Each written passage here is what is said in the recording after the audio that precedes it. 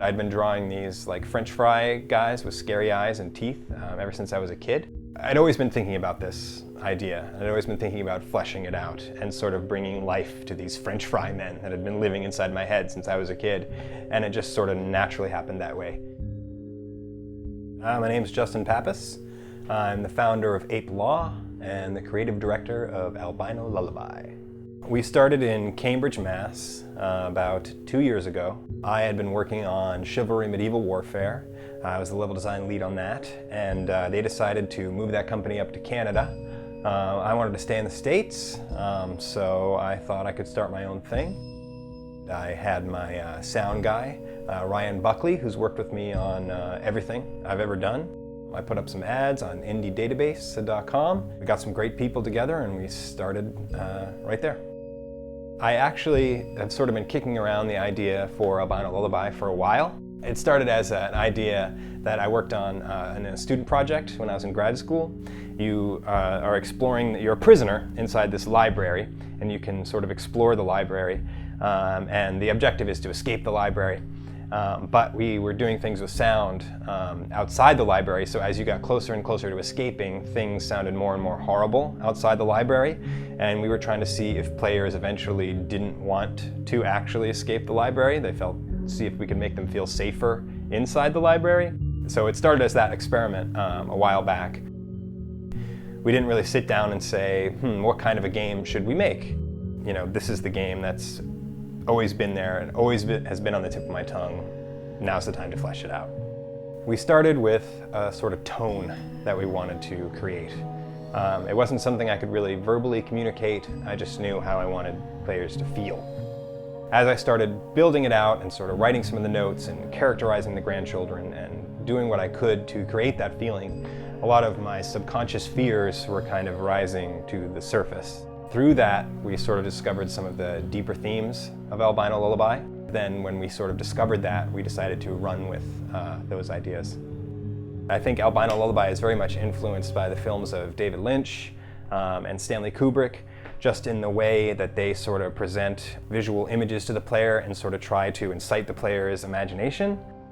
Also, the game Myst has always been a really huge influence on my life. That's probably why I make games. Mainly the idea that in Myst, you're kind of dropped into this strange world. You don't know who you are, you don't know how you got there, you don't know how this world works, and it's up to you to just sort of figure that stuff out and sort of discover your objectives as you go.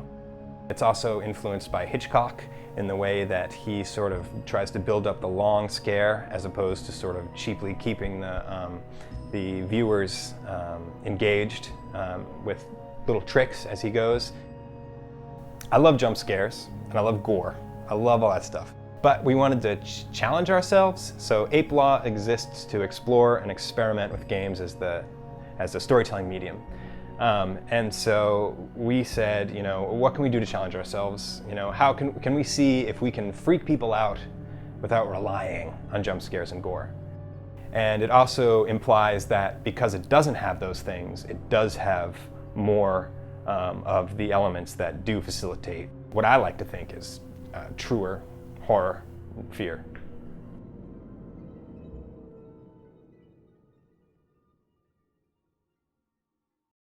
Unreal 4 is awesome, and it's a really great engine for somebody like me because I don't do syntax or code at all. I'm very much an art and design kind of guy. We do have a programmer that's done some C++ stuff for like game mechanics and things like that, but as far as like the scripting of what's happening moment to moment in the levels, I, who don't do programming at all, was able to script all that out myself using Unreal's blueprints. You can actually see the nodes and blueprints firing as you go, so you can actually see the exact spot where your scripts are breaking. So it's been really great. I absolutely love Unreal. I got a dev kit for, I think it was my 33rd birthday, and hooked that up, and since we're using the Unreal 4 engine, it just worked. I didn't have to do anything to make it work, it just worked perfectly, and it was awesome. To be completely surrounded by a game world is like a completely unparalleled experience. And we were lucky enough that our design philosophies in general worked well with the Oculus, like player-controlled pacing, no cutscenes, things like that. We did have some moments where we would control the player camera We had the player camera, moving around and looking up at the house and breathing and things like that. And that in Oculus just doesn't work. It feels really disconnected, and it has a tendency to make people sick. So we had to go back and release the player cameras everywhere. So though that was scary, unlocking the player camera, it ended up working out really well for us. But ultimately we didn't have to do too much to work with the Oculus because our design philosophies lined right up with that. Well, I would have liked actually to have built the whole thing out and have our full 10-hour, 12-hour experience just out there. But since we're just such a small studio, and since we're experimenting a lot with what we're doing, episodic worked better for us. We could sort of experiment with things in small doses, release that, see what the reaction was to that, see what was working and what wasn't working, and then in the further episodes take what works the best and expand upon that, as opposed to committing to something that we thought would work great and then discovering that it didn't really resonate.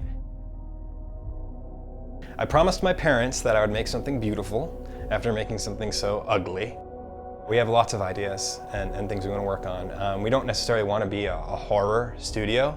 I think there's only so many times we could do the same thing over and over again.